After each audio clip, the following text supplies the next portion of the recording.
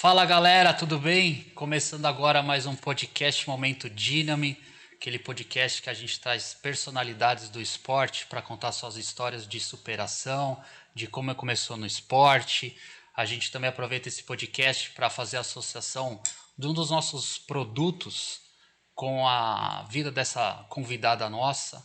E hoje a gente tem aqui representando o sexo feminino, uma pessoa que nada muito, que vai ter um baita desafio pela frente, cara, que quando eu fiquei sabendo, eu falei, cara, difícil, hein? Mas ela vai contar essa história aí pra gente. E antes de a gente começar esse podcast, eu gostaria de apresentar os nossos novos convidados, né, vamos dizer assim, que têm apoiado a gente aí no nosso podcast. Primeiro, a Valor Investimentos. Então, ao longo aí do nosso podcast, vocês vão ver um QR Code aí no vídeo, aponte sua câmera, entre em contato com o pessoal lá. Eu acho que é super importante essa parte também de a gente planejar o nosso futuro, né? Ou a planejar nossas férias. Eles contam com assessores lá super experientes, uma empresa de mais de 20 anos aí no mercado, inclusive eu sou um dos clientes deles, para vocês poderem fazer contato.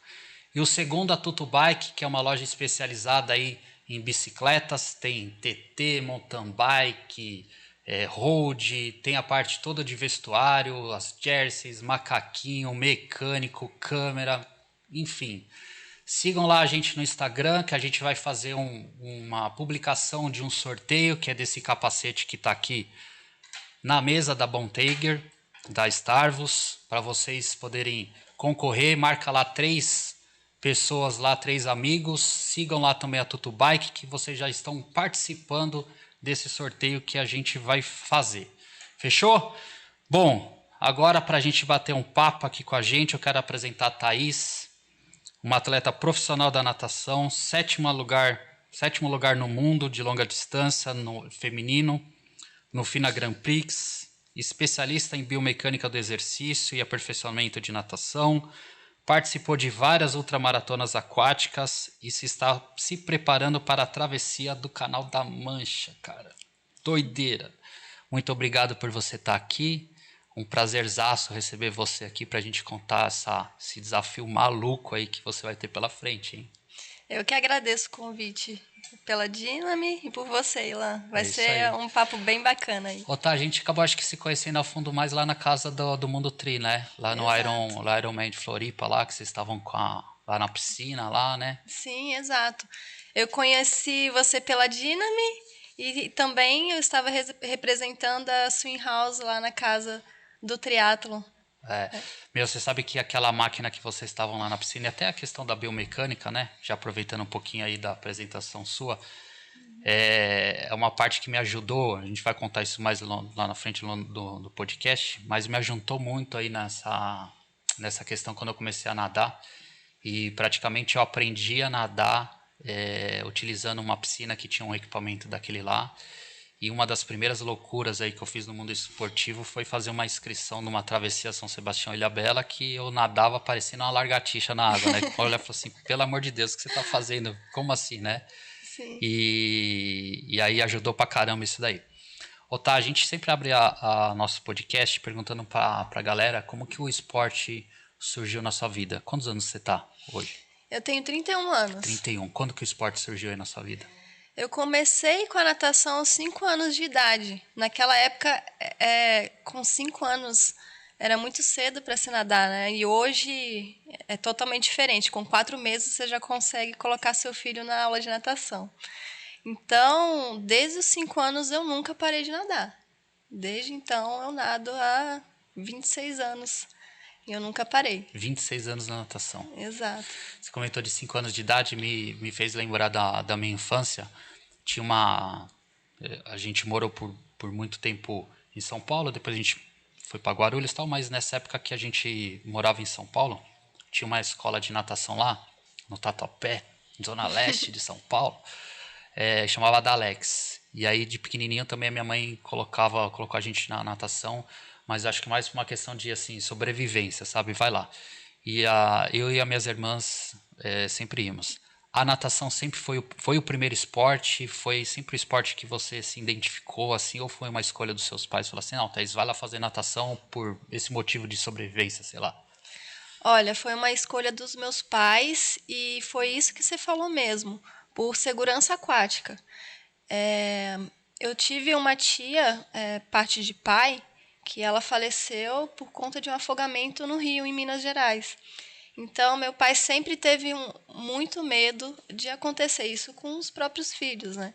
Então, para você ver, né, que a natação é um seguro de vida. Minha técnica até fala isso, né?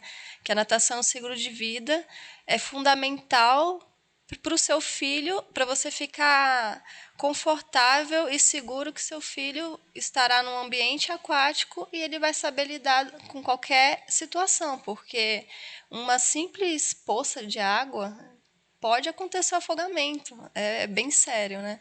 Então, além do esporte, de praticar um esporte, a natação é fundamental como seguro de vida. Você comentando isso, eu lembrei até de uma cena, cara, engraçada. A minha mãe, quando tomava banho, ela tinha um medo danado da água, assim, até tem até hoje. Mas ela, ao tomar banho, ela colocava a cabeça assim embaixo do chuveiro, cara, ela saía desesperada, saía tipo com a sensação que ela morria afogada. Acho que por conta disso que até que ela colocou assim, meu, é melhor eu colocar meus filhos na natação para não ter esse problema que eu tenho, né, de Aham, sobrevivência, do que eles morrerem afogados, eu tenho o mesmo problema que o meu. sim. Aí seguindo um cronológica aí da sua vida, tá? Aos 5 você começou a nadar e aos 9 você já começou a nadar em águas abertas, né? Exato.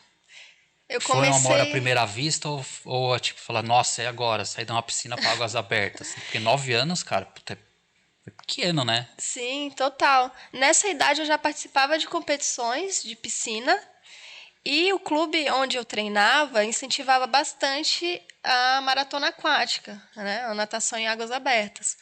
Então teve uma travessia que era um estadual. Eu não sou de São Paulo, eu sou do Espírito Santo. Então era literalmente uma travessia. Largava na Ilha do Boi e chegava na Curva da Jurema. Quantos quilômetros são isso aí? Dá 1,5 km. E assim, naquela época era comum crianças, igual eu, que tinha 9 anos, nadar a metragem igual do adulto. Hoje a gente tem uma metragem diferente para crianças, né? Ah, Uma é? metragem mais reduzida, de 500. Daí foi muito engraçado, porque eu tava morrendo de medo, não queria, na verdade, ir, por medo mesmo.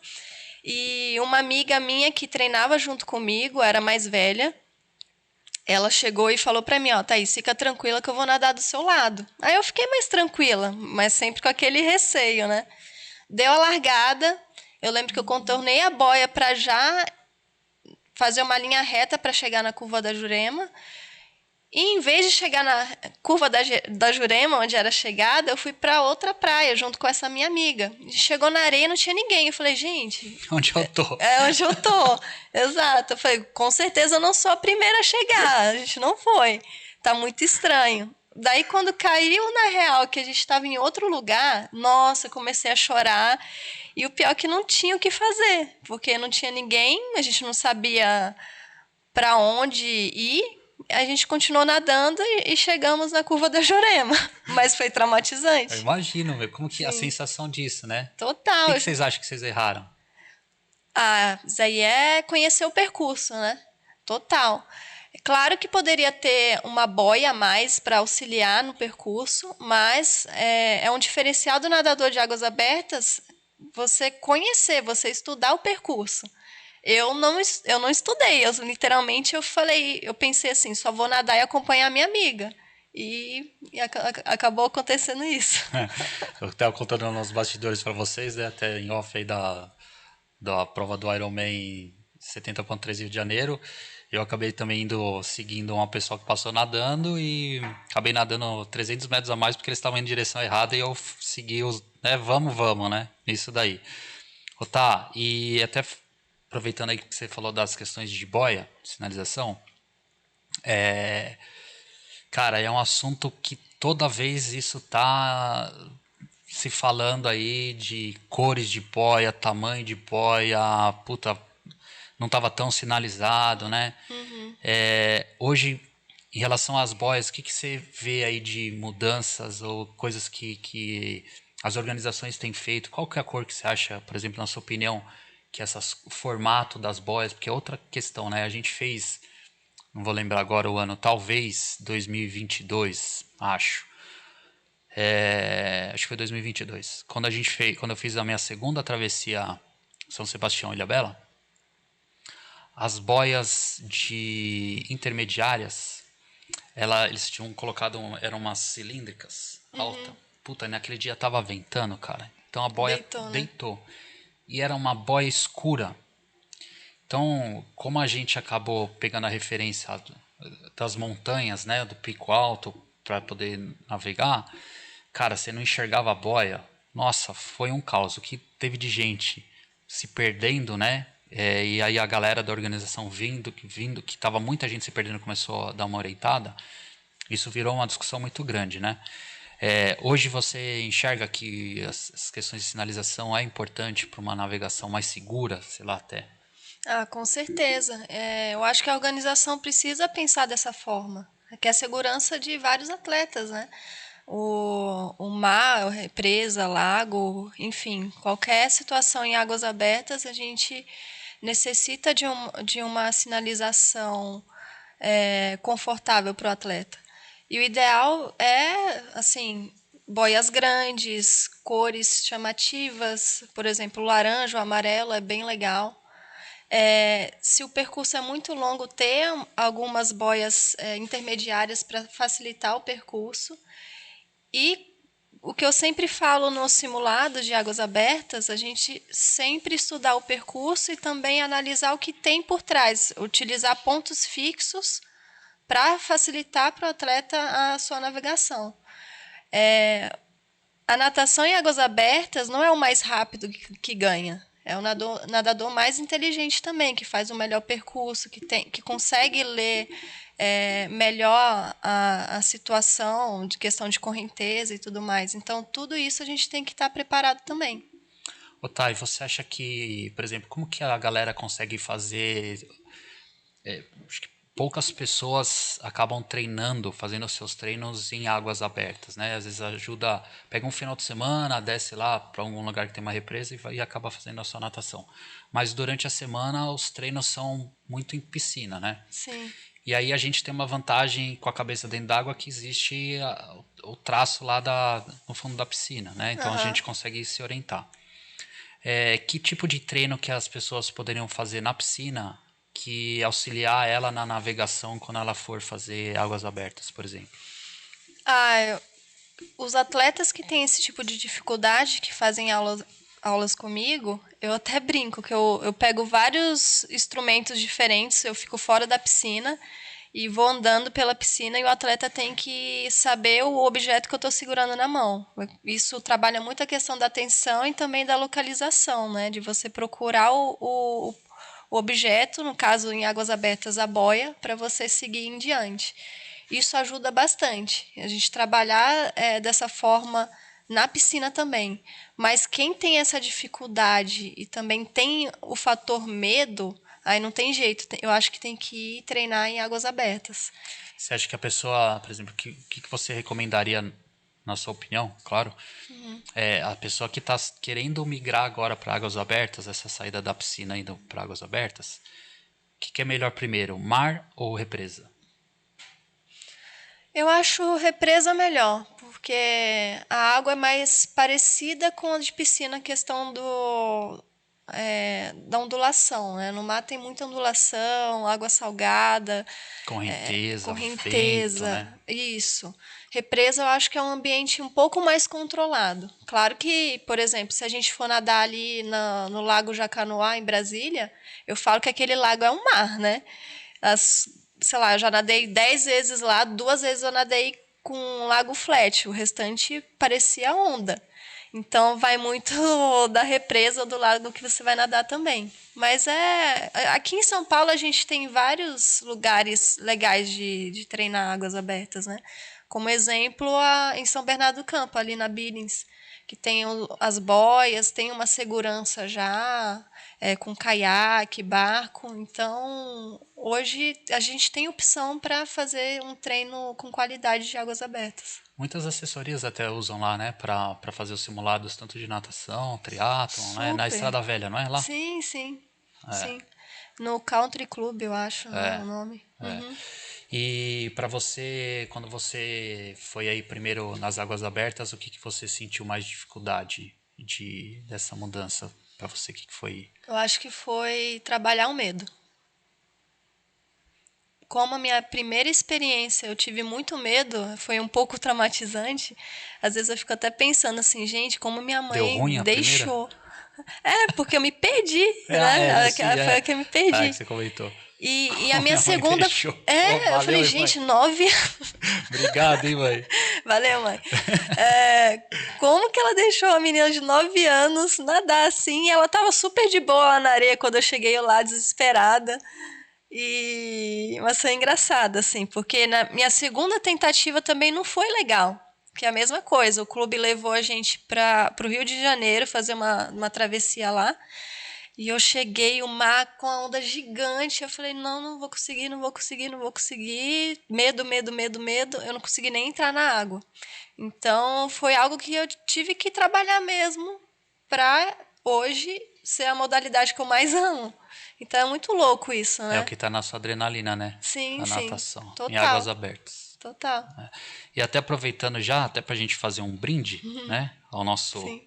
encontro, a gente trouxe o Talas aqui, que é um Sauvignon Blanc, que traz essa questão do mar, traz essa representatividade pro nosso bate-papo, que é o vinho que você vai levar de presente aí para casa nosso, né? Saúde para nós. Saúde.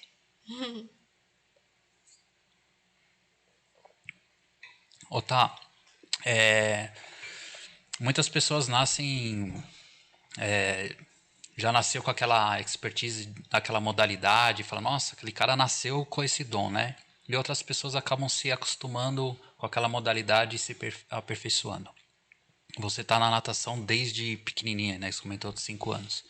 Tem algum outro esporte que você chegou a fazer que você falou assim, putz, cara, esse aqui eu também gosto ou tenho muita dificuldade? Teve algum outro esporte que você já fez além da natação? Nossa, eu já fiz vários. Eu sempre estudei em escolas que incentivavam o esporte. Já fiz, por exemplo, futebol de areia pela escola também, ginástica olímpica. Eu já fiz balé, até os 10 anos eu fazia balé, mas não levei muito jeito. Não deu certo. Era muito tranquilo, É, né? Eu era não, muito calminho. eu não sou muito delicada. Corrida também, quando eu me mudei aqui para Campinas, eu quis fazer coisas diferentes fora da natação, então eu experimentei a corrida, cheguei a fazer a meia maratona, swim run, aquathlon, então eu sou alucinada mesmo por esporte, sabe? E o legal é que quando eu experimentei essas outras modalidades, eu não tive essa pressão interna de nossa, eu sou muito ruim, sabe? Essa cobrança. Que na natação eu acho que eu me cobro muito, né? Mas eu me permiti a aprender algo novo. Eu acho que isso é sensacional. A gente pensar sempre em fazer algo diferente, sabe? Quando que foi a virada de chave sua que você resolveu virar assim, puta, a natação vai ser a minha profissão, eu vou me dedicar, vou ser uma profissional da natação? Posso te falar que foi com 10 anos que eu decidi, porque eu fazia, como eu te falei, eu fazia o balé e a natação. Até hoje eu lembro, eu conversando com a minha mãe, eu falei, mãe, o balé tá me atrapalhando nos treinos. Eu quero parar de fazer balé para eu me focar na natação. E no caso, era só em piscina, né? Eu tive a primeira experiência em águas abertas aos 9 anos, mas eu só fui me dedicar a partir dos 13 em águas abertas. Então, foi a partir dos 10. E quando você resolveu começar a fazer as ultramaratonas aí de águas abertas, né, essas distâncias mais longas, o que foi que fez falar assim, putz, eu quero fazer um tipo de prova dessa? Como foi esse processo? Foi um processo muito louco, porque desde os 13 anos eu estava participando de todas as etapas do Campeonato Brasileiro de Águas Abertas. Então já estava cansativo. Eu não cheguei a um ponto que eu já estava na faculdade, desmotivada para treinar, e eu cheguei para minha técnica, na época era a Fernanda, falei, Fê, bora fazer uma prova longa? só para dar uma motivação a mais aí, a gente fazer algo diferente. E ela super topou. Eu tinha 19 anos na época.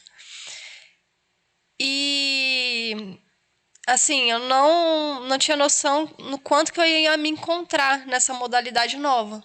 Eu já amava natação em águas abertas e me encontrei ainda mais nas provas mais longas.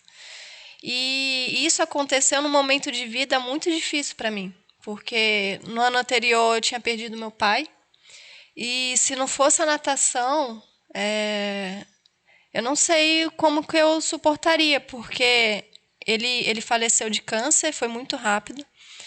Só que a gente não conversava isso em casa. A gente fingia que nada estava acontecendo. Era uma característica da nossa família. E para mim era muito difícil. Então, o único momento que eu me permitia chorar, sofrer, né, pelo acontecimento era na água. E esse vínculo com a natação e com a minha técnica cresceu muito nesse período de vida, né? Ela até brinca, ela falava assim, nossa, pelo jeito que você anda, já sei como você está, quando eu tô chegando perto da piscina, né? Então, a natação deu essa virada na minha vida com 19 anos, quando eu descobri a longa distância e também na situação de vida que eu estava, que me ajudou bastante.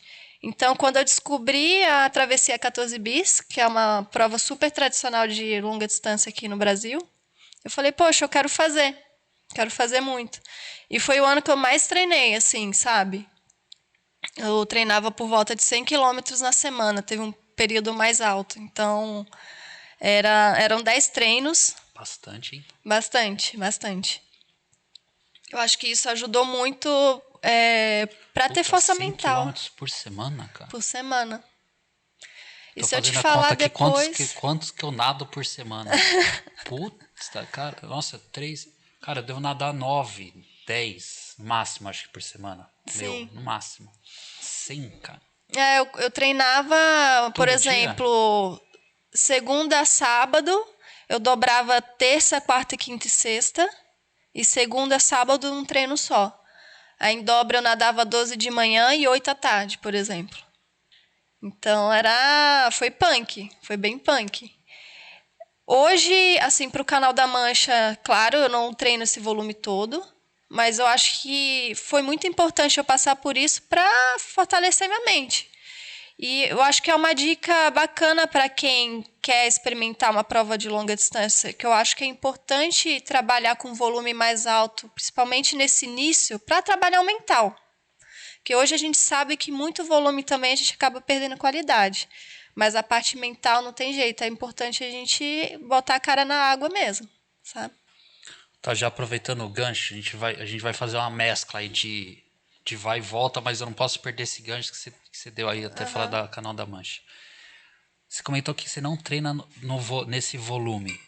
Cara, são 33 quilômetros, né?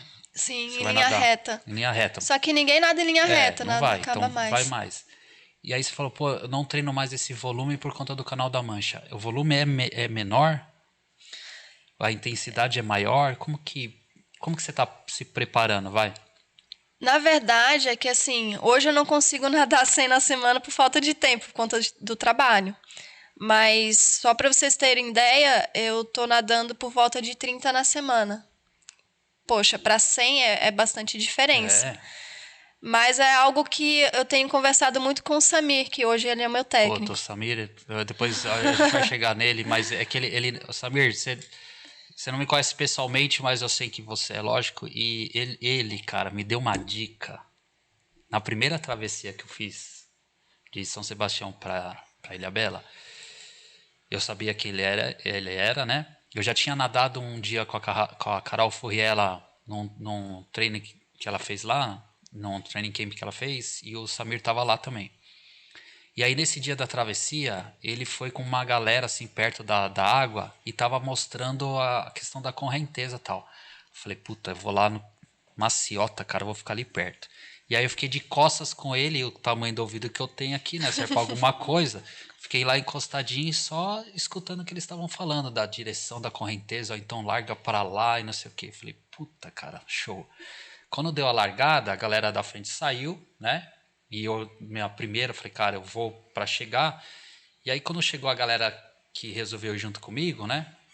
Os últimos lá, todo mundo foi numa direção e eu fui para outra totalmente diferente, né? Porque eu tinha escutado o que o Samir tinha falado. E acho que quem viu eu saindo para lá deve ter pensado, olha que cara maluco, né? Meu, pra onde esse cara vai, né? E aí depois, num tempo lá que o caiaqueiro falou assim para mim, ó, você tá ficando muito longe. Aí eu resolvi mudar de direção. Nossa, aí eu nadei a favor, Certinho, né? cara, da correnteza e foi, né? Você vê E aí passando todo mundo, né? e aí o Samir foi esse cara aí. E aí na Aham. segunda travessia ele também tava lá. Eu falei, ô Samir, tudo bem e tal, né? Só cumprimentei, mas ele não me conhece pessoalmente, né? Mas eu sei quem ele é, né? Sim, sim. Olha, é uma pessoa fantástica como treinador, como pessoa, né? Tô que ele é o nosso compadre, foi o nosso padrinho de casamento.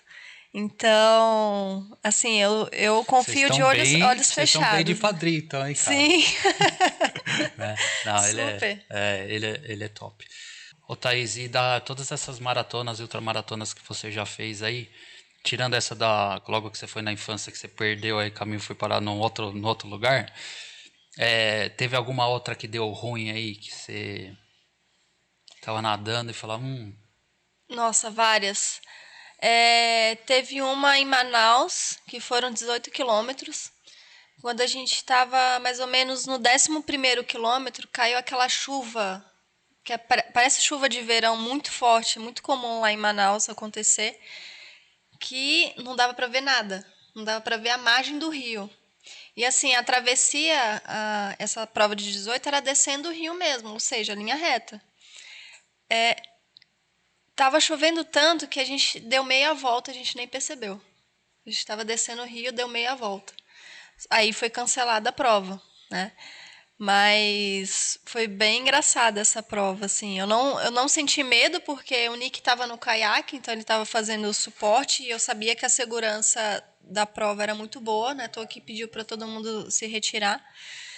Mas tem outras também, por exemplo, na Ilha do Mel tem uma prova de 20 quilômetros que nesse caso quem me acompanhou no caiaque era uma pessoa da organização, a própria organização da prova orientou a utilizar os próprios caiaqueiros da ilha e eu soube que o meu caiaqueiro não sabia nadar. Eu cheguei assim antes de largar, eu perguntei: "E aí, é a sua primeira?" Ele: "É." "Ah, mas você sabe remar, né?" Ele: "Não, primeira vez que eu tô remando." "Ah, mas nadar você nada, né?" "Não." nada. Que legal, beleza, vamos lá, né? E o Nick ele nadou essa prova também, né? No finalzinho, faltando uns 4 quilômetros, também a correnteza super contra. E para o caiaque, correnteza contra é ainda mais difícil vencer, né? Junta com o vento, fica muito ruim. O meu caiaqueiro abandonou a prova e final de prova a gente está muito cansado. Aí aquele pânico de ver meu caiaqueiro com toda a minha suplementação indo embora sem falar nada. Deu um medinho, assim. Se não fosse o Nick que estava ali perto, eu não sei se eu continuaria. Porque, a cabeça voa, né? Vai longe, né? Tô com dor, tá correnteza contra, eu tô sem suplementação, não sei onde eu vou chegar. Cabeça voa. Você vai criando um cenário negativo que aí a sua cabeça entra em ação e você para. Sim, sim, total. Né? Aí acontece essas coisas assim. Todas as pessoas que passaram aqui no nosso podcast, que não vieram da natação, né, que não são raiz da natação, principalmente os triatletas, sempre a maior dor é a natação. A maior dificuldade é a natação, onde você precisa melhorar, natação, natação. Por que você acha que a natação é a modalidade que a gente tem mais dificuldade? Ou é a modalidade que demora mais para a gente performar, para melhorar, ou é esse gargalo? Por que a natação entra nesse lugar assim ruim? Ruim que eu falo, né, de desafio, né? Não que é Sim, ruim. sim. É que eu acho assim, no meio do triatlon, como a natação tem o menor tempo de modalidade, eu acho que muitos atletas não dão valor, assim, não dão valor. A importância necessária para tal. Exato, diminui o tempo, sabe, de natação comparando as outras modalidades. Eu acho que tem isso. E o outro ponto também é porque a natação, como mexe com o corpo inteiro, imagina, você tá na água, você precisa respirar, você precisa boiar, tem que mexer braço, ativar o core, bater perna, é muita coisa, é difícil mesmo. E demanda um tempo. Eu brinco e falo, né, que natação tem que botar a cara na água mesmo. Não dá pra ficar assim treinando uma vez na semana, tem que botar o rosto na água e treinar. Então, assim, minha dica é você ter, assim, aqui depende muito do objetivo do atleta, é manter uma regularidade bacana na natação e focar na técnica. Eu acho que a natação, claro que a gente precisa ter força, mas não adianta se a gente aplica força no movimento errado. Então, a técnica te ajuda a direcionar seu corpo para frente, ou seja, te deixar mais rápido. Então, vale o investimento aí e focar na técnica também. Aproveitando já o gancho que você falou de técnica, né, de força e movimento errado, como que a biomecânica do nado pode ajudar, pode não, né, com certeza ajuda essas pessoas que estão entrando na natação ou que querem melhorar sua natação, o que que é a biomecânica do nado, como que ela faz, que trabalho que você faz, conta aí pra gente. A avaliação biomecânica era algo muito específico para o alto rendimento, só que isso mudou, né? Hoje, o atleta amador tem essa disponibilidade de fazer também, isso é muito legal. E é um atleta que necessita fazer algo bacana, assim, porque o simples fato da gente não fazer nada, a gente já tem uma tendência a ter lesão no ombro a partir dos 40 anos. O gráfico só Tô sobe. ferrado, já tô com 45. Opa. O gráfico só sobe. Aí, produção, anota aí que eu tô ferrado aí. Vou precisar procurar ajuda aí. Sim, aí imagina, é uma modalidade que você está girando o braço o tempo todo, é um esporte cíclico. Então a gente tem que reduzir o máximo possível a questão da lesão, prevenir lesão. Acho que é o ponto principal da avaliação biomecânica, não só a questão da performance. E a avaliação que eu faço, ela segue mais uma linha cinemática, na questão da qualidade do movimento. E o simples fato de você se ver nadando também ajuda. Então, a pessoa que não tem condição de pagar por uma avaliação biomecânica neste exato momento, o simples fato de se ver nadando ajuda muito. Porque, por exemplo, o técnico fala assim: ô, fulano, sua braçada tá cruzando. Tá, mas cruzando como? O O atleta que que é não. cruzando, né? Exato, tá aqui na frente ou na puxada. Então, se ver nadando, a gente usando o nosso senso crítico já ajuda muito. Eu acho que a avaliação biomecânica só pela filmagem ajuda o atleta nesse ponto. O que que ela consiste, Otaki? Essa avaliação, o que que vocês olham no geral? Por exemplo, eu olho 6 pontos chaves do nado de crawl, por exemplo. Um alinhamento, que é o quão próximo o seu corpo está na superfície, que é a base da natação. Para não girar até a Arrasta. haste, né? Você tá lá. Exato, exato. Porque quanto mais próximo, menos força você vai precisar para se deslocar. Então é fundamental. É aquilo que eu te falei. Não adianta a gente ter força se a gente não aplica da forma correta ou simplesmente se você nada praticamente em pé. Se você pegar um cara super musculoso, que tem uma bem mais forte que eu, só que ele nada em pé, com o quadril fundo, com certeza, devido só ao simples fato de eu manter o corpo mais alinhado, eu tenho muito mais facilidade de deslocar na água, comparando a ele. Então, o alinhamento é fundamental, é básico. Rolamento, tanto de tronco de quadril também, é a parte mais básica. Esses 2 pontos têm prioridade de correção, porque, por exemplo, rolamento de tronco no nado de crawl é fundamental para a gente ganhar amplitude no nado. A gente não nada só girando o braço, a gente pega água lá na frente, com rolamento de tronco a gente consegue potencializar a nossa puxada. Mas não adianta a gente ter uma boa mobilidade de ombro, de tronco, se você desperdiça cruzando a braçada lá na frente, por exemplo. Então, talvez um erro básico nesses 2 pontos que eu te falei cometem outros erros mais complexos, por exemplo, mecânica da braçada, mecânica da pernada. Então, tem prioridade de correção, sabe? Eu acho que não é simplesmente fazer avaliação, você orientar o atleta como ele vai se corrigir, porque a pessoa olha o laudo lá e quer corrigir tudo ao mesmo tempo. Não, tem que ter uma organização por trás disso, sabe? Não querer corrigir tudo, senão eu acho que vai atrapalhar. Quando a pessoa chega lá para fazer a... As pessoas chegam lá para fazer a primeira avaliação biomecânica com vocês, qual que é o maior problema que vocês... Eles chegam lá com qual o maior problema? Ó, que a maioria erra é impressionante. Cabeça alta, nada com a cabeça alta. E a cabeça alta, ela pode interferir tanto na questão de lesão, que o simples fato de você sobrecarregar sua cervical pode gerar uma dor no ombro. E grande parte dos alunos que me procuram, eles procuram porque está sentindo alguma dor, quer assim melhorar a técnica para não sobrecarregar o ombro, por exemplo. Então ajuda nesse ponto. E a cabeça alta também tende a jogar o quadril para o fundo.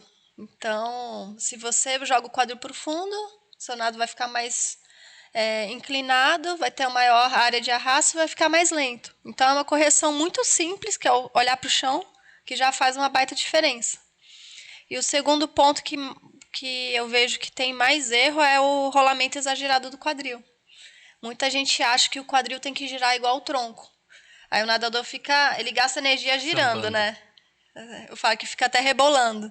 Não, o quadril tem que estar super estabilizado. Você tem que gastar energia para se deslocar para frente, não para rotacionar o corpo. Ou seja, a parte de fortalecimento de core nessa questão é fundamental, né? Sim. Mas eu percebo que a maioria é porque simplesmente não sabe que tem que deixar o core mais ativo e o quadril mais estabilizado. Por não saber, por não ser orientado. E aí gera essa dificuldade gigante aí que tem. Sim, sim. Aí, por exemplo, um rolamento exagerado do quadril, você perde a eficiência da pernada, você desestabiliza o nado, você não consegue sincronizar braços e pernas. Então, é um erro simples que comete outros. Aí a pessoa vê o laudo, vê um monte de erro, mas ele tem que entender que corrigindo algo mais básico vai melhorar outros pontos também. A outra questão que também, puta, cara, isso quando a gente fala, vira aí questão da respiração 2 para 1, 3 para 1. Que tem a correta, tem a mais correta? Eu acho que a respiração tem que ser o mais confortável possível. Igual eu respiro muito 2 por 1 porque é a forma que a gente respira aqui fora, a mesma frequência, né? Eu também, o meu é 2 por 1. Exato. 3 por 1 me Fica cansa confortável, muito. né? Eu perco até a coordenação. Às Sim. vezes chega a hora que eu não consigo mais. Sim, eu respirando 3 por 1 eu fico até cansada, que você tem que dar uma segurada, né, na respiração. Só que aí entra a questão da biomecânica, que você respirar muito para um lado só, você acaba sobrecarregando mais um lado do que o outro do corpo. Mas chega uma hora que a conta chega. Aí o que eu oriento? Variar, pode fazer respiração 2 por 1, mas dá uma trocada de lado. Aproveita aquecimento, série mais técnica para respirar bilateral. Porque até alto rendimento eles respiram para um lado só, para o lado preferido. Para o lado que é mais. Que o atleta sente que é mais propulsivo. Então é normal, até no alto rendimento. Só que a gente tem que equilibrar o máximo possível aí. É engraçado como isso vai mudando, né? No começo, quando eu comecei a nadar, meu braço de apoio era o direito, né? Então eu segurava, fazia 2 para 1, mas o meu braço direito era o apoio. E aí quando eu comecei a fazer aula, tal, tudo, e aí a pessoa, a Amanda Mondin, que me treinou, né? Você conhece ela? Que foi, puta, é a pessoa que me ensinou a nadar, até brinco, né? E todo podcast eu vou e falo, aí ela vai ver, ela fala, eu fiquei tão emocionada que você falou. Mais uma Amandinha que eu tô falando de você. E aí mudei, cara. E aí hoje meu braço de apoio é o esquerdo. E ela sempre falava assim, e eu tinha muita dificuldade de respirar pro lado direito, né? Usando meu braço esquerdo de apoio. Ela falou, seu nado é tão diferente, é tão melhor se você colocar o seu braço esquerdo de apoio. E eu tinha muita dificuldade de respirar desse lado. Sim. E a gente começou a treinar. Quando eu fiz a primeira travessia, cara, a ondulação tava pro lado que eu respirava. Então toda vez que eu levantava a cabeça que eu ia pra respirar, tomava na cara, engolia água. Eu falei, vou ter que virar isso daqui, né? E aí foi na marra que eu acabei aprendendo a respirar do outro lado, né? Isso, para quem vai com 2 para 1, né? Você vai estar em águas abertas, Pô, isso pode fazer uma diferença gigante até pro seu mental, né? Lá na Sim, hora não dá o desespero de ser, puta, não tô conseguindo respirar, e já entra aqueles bugs mentais, você já era, para, né? trava, né? É. Para. Então, 2 para 1, 3 para 1 é aquela respiração que você se sente mais confortável, é a melhor. Sim, sim. Mas, por exemplo, aí entra as particularidades. Numa prova de 50 livre, os atletas não respiram. Então, vai muito do que você faz, né? Mas, pensando em provas de endurance, é o mais confortável possível. Tem que manter uma respiração que você consiga oxigenar todo o seu corpo para não entrar em fadiga. Então, eu tava vendo aqui que você é recordista do desafio dos 3 países, 35 quilômetros. Isso. O que é isso? Como que é isso aí? Olha, foi em 2017, se eu não me engano, que eu fiz essa prova. É um formato parecido com o Canal da Mancha, que é um desafio, ou seja, não é uma competição, eu não nado largando com outros atletas. Você marca uma janela de uma semana e dentro dessa semana você faz a travessia. E essa prova foi muito legal e muito desafiadora para mim, porque foi em um lago Bodenser, que nesse lago ele encontra com 3 países, né? A Suíça, a Alemanha e a Áustria. E tinha um desafio aí diferente que era água gelada. Que no trecho final tem uma parte do lago que deságua o rio Reno, que é um rio de degelo, e a água caiu para 13 graus. Então, Putz. foi meu primeiro contato com água fria mesmo. E foi muito louco porque na preparação para essa prova, o Samir ele pediu para eu fazer um simulado em uma represa perto de Campinas e estava muito frio, que eu não conseguia nadar a 1.500 metros. Eu parei. E eu acho que eu falo para todo mundo que isso foi muito bom para a gente botar a cabeça no lugar e respeitar, né? Que a gente precisa se preparar mais. Eu falei, Samir, cara, se a água estiver fria assim, tava por volta de 17, eu não lembro muito. Eu não vou conseguir fazer o desafio. Ele, não, fica tranquila. Aí ele fez um planejamento onde eu nadei uma piscina gelada lá em Campinas, no Círculo Militar, onde eu tive um aumento progressivo de tempo. Eu só nadava, eu não fiz o treino. Eu nadava, por exemplo, eu comecei com 1h30, aí o próximo treino foi 2, 2h30, 3, 3h30, cheguei a 4 horas naquela piscina. Por volta de 17, 16 graus também. E foi meu primeiro treino específico para água fria, porque eu sempre nadei em água quente. Aqui no Brasil não tem muita água fria, né? E eu me surpreendi, porque eu achava que com esse treinamento em água fria eu ia parar de sentir frio, mas não. Eu senti o mesmo frio quando eu fiz o treino de 1h30, quando eu fiz a de 4. A diferença é que a gente treina para suportar mais o frio. E é isso que vai ser um desafio também para fazer o Canal da Mancha. Eu acho que pouca gente tem essa noção, né?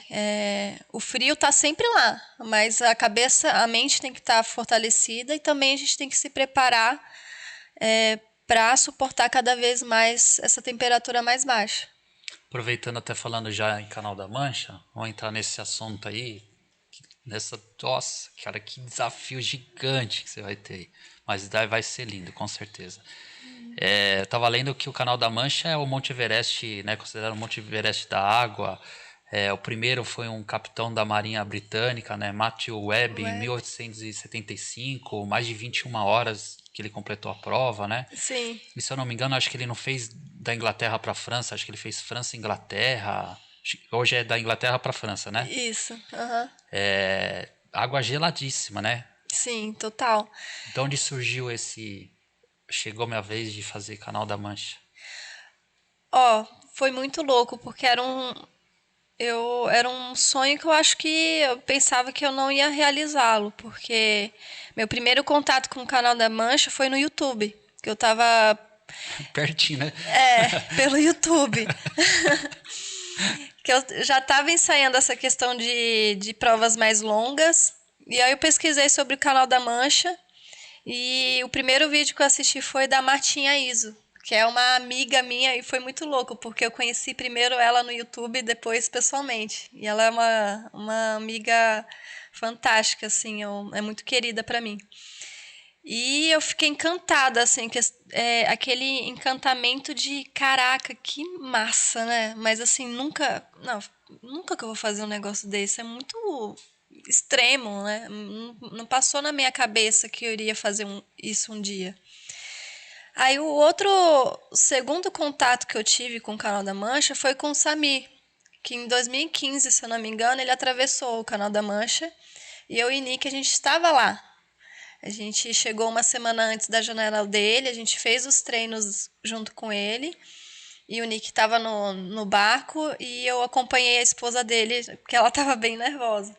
Pô, Bem nervosa. imagino 33 quilômetros em linha reta, cara, que vocês vão Exato, nadar 33. exato. Qual que é a temperatura da água?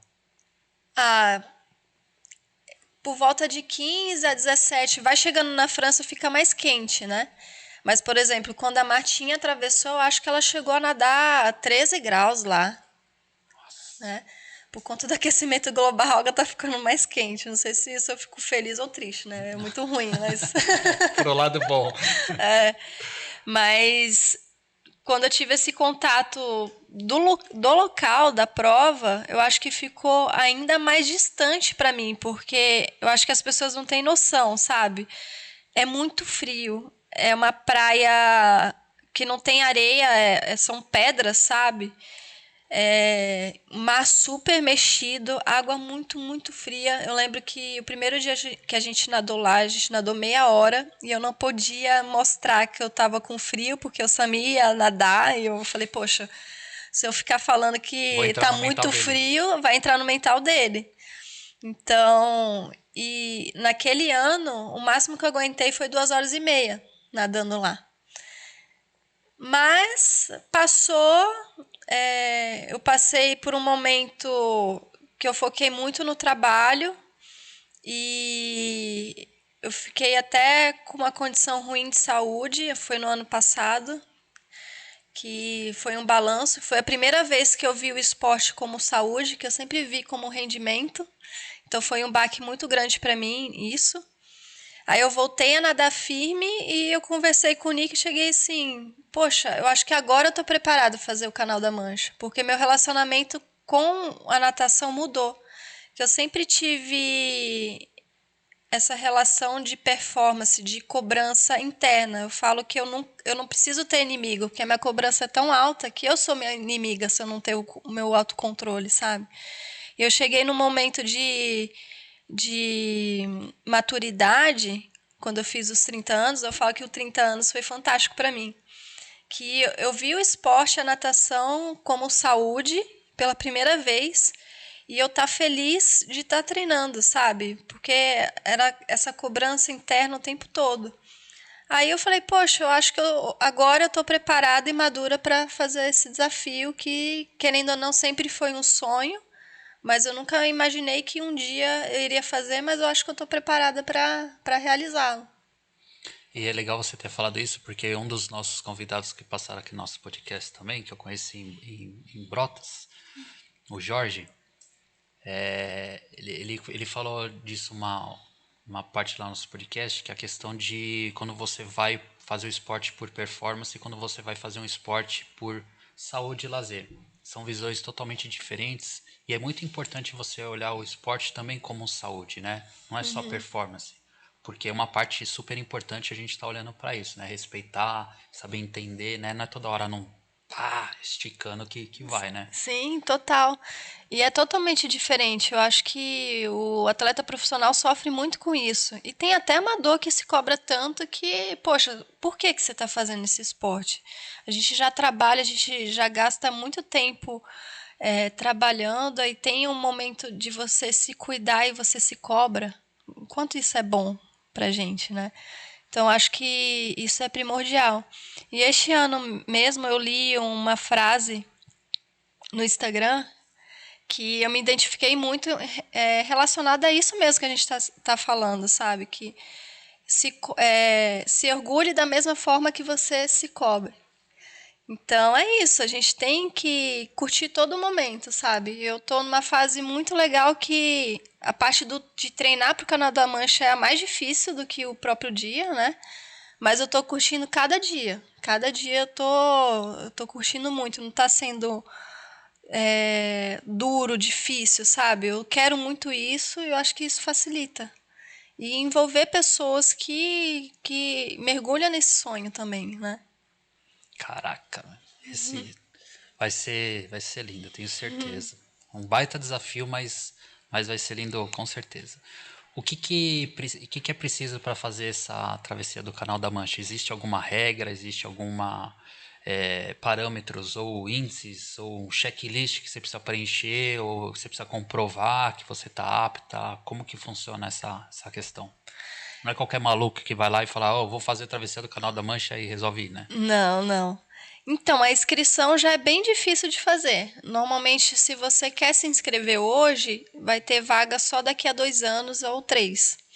Então, como essa travessia acontece no verão, lá da Inglaterra, tem de junho, final de junho até setembro para fazer essa travessia por conta da temperatura, aí dificulta muito. E assim, você tem uma semana para atravessar, você reserva uma semana.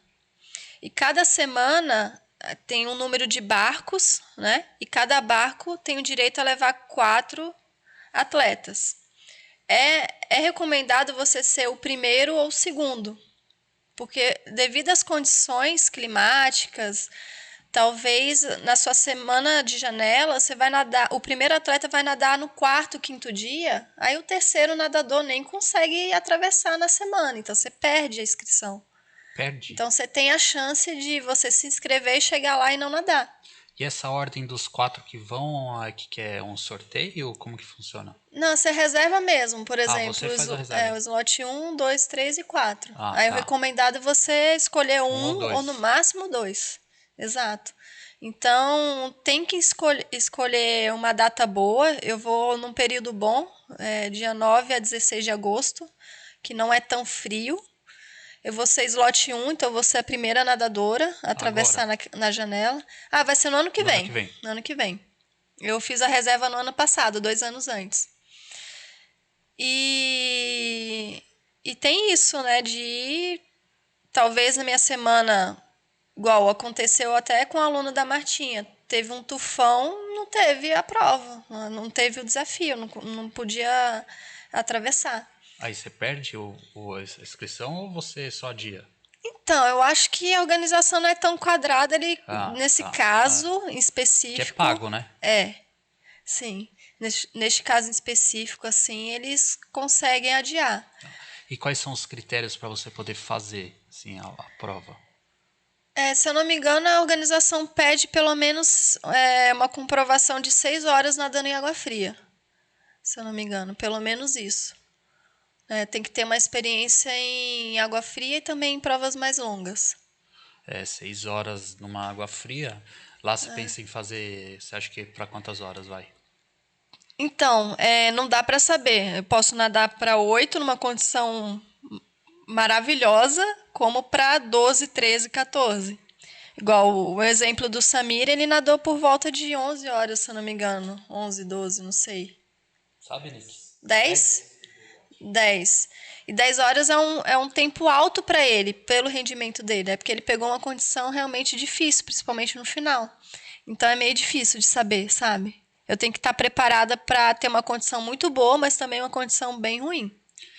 E para fazer o canal da Mancha, tá? O que pode e o que não pode? Por exemplo, eu vi que roupa de borracha não pode, né? Roupa de borracha não pode, e não pode nem o traje tecnológico que a gente usa em competição de águas abertas, por exemplo. Seu maiô e voa. Sunga maior. É roots mesmo, igual o Web lá, o Sim, lá em comandante atravessou. 1875 foi. Exato, De eles. sungona no couro e vambora. Exato, é igual fazer o Iron Man de bigode, sabe? Sunga Sim, e camiseta, tipo é. isso. É roots. Tem que ser desse jeito. E o que mais não pode? Não pode atleta pace, por exemplo, uma pessoa pode entrar na água para me dar um ritmo, sabe? Isso não é permitido. Eu não posso ter nenhum contato com o barco ou com nenhuma pessoa dentro do barco. Se eu encostar, eu sou desclassificada.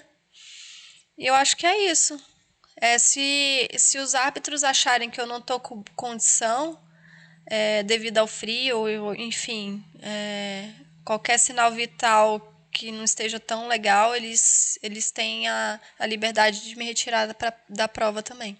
Isso eu li, inclusive, quando eu estava dando uma lidinha, até pra gente poder bater um papo sobre o Canal da Mancha. Não vou lembrar agora que ano que foi. Mas essa questão do árbitro agora intervir nessa análise, salvo engano, acho que aconteceu porque inclusive acho que foi uma brasileira, faleceu, né, acho que teve parada cardíaca, hipotermia, de ela ter errado, ela tinha mudado um guia do barco, era um marinheiro novo que não conhecia, e errou o caminho, ela ficou nadando, nadando, nadando, e aí acho que faltava 7 quilômetros, alguma coisa assim, ela foi retirada do mar, no helicóptero e tal, né, 7 quilômetros para chegar, e aí acabou infartando e tal, né? E aí acho que nessas condições acabou entrando essa questão da saúde, né? Da análise de alguém olhar e falar, cara, ela não tem condições de ir, acabou pronto, né? Sim, total.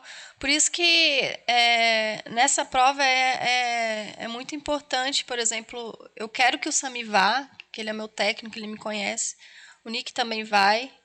Então, pessoas que Que conheçam te o conhece. atleta, porque assim, eu como técnica também e estar presente no apoio dos outros atletas que fazem esse tipo de prova, é muito difícil você ler o atleta e tomar a decisão se precisa retirá-lo da prova ou não. É muito difícil mesmo, sabe?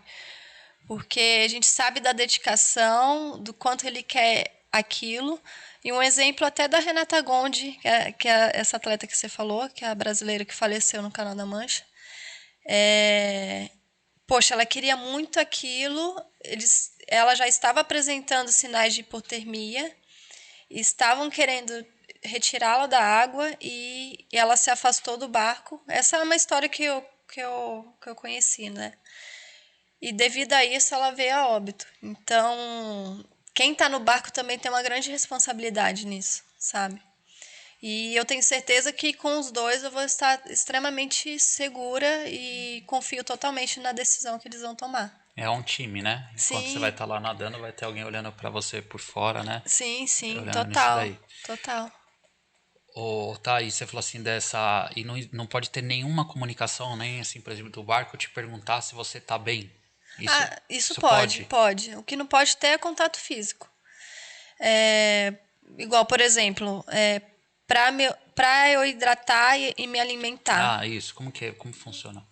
a gente usa tipo uma vara de pescar adaptada, onde a gente coloca um suporte na ponta e assim o técnico coloca a comida ou a bebida que o atleta vai utilizar. Oh, inclusive esse marinheiro, eu tava lendo, o cara tomou cerveja e conhaque. Eu falei, puta, cara. E o cara conseguiu. Eu falei, pô. A hora que eu olhei, eu falei, Sensacional, a hora né? que eu olhei, eu falei, caraca, cara. O cara tomou cerveja e conhaque, cara. Pô, É o conhaque provavelmente para esquentar, ó, né? é. Nossa senhora, ou pra Imagina esquecer o que chegar tava fazendo, bebaço né? lá. É, chegar muito louco lá.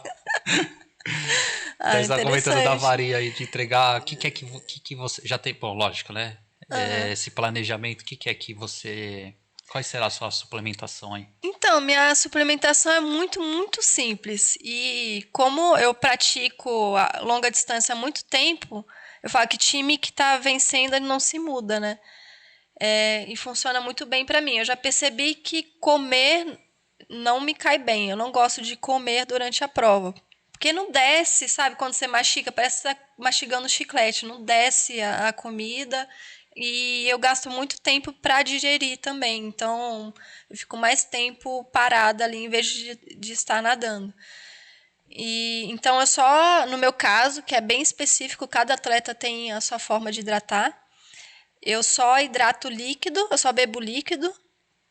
E é carboidrato, só carboidrato, normalmente a cada meia hora, mas dependendo da situação, a gente diminui a cada 20 minutos. Mas isso é muito simples, é suco de uva integral.